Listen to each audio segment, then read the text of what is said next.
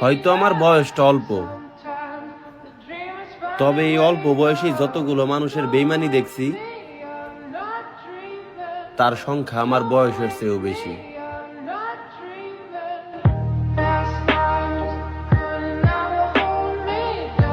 চুপচাপ আছি বলে ভাবছেন আমি হেরে গেছি?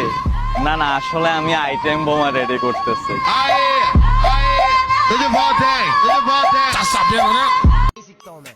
একটা কথা মনে রাখবেন, প্রথমে শুনতে হবে গালি, বদনাম আর কথা, তারপরেই আসবে সফলতা।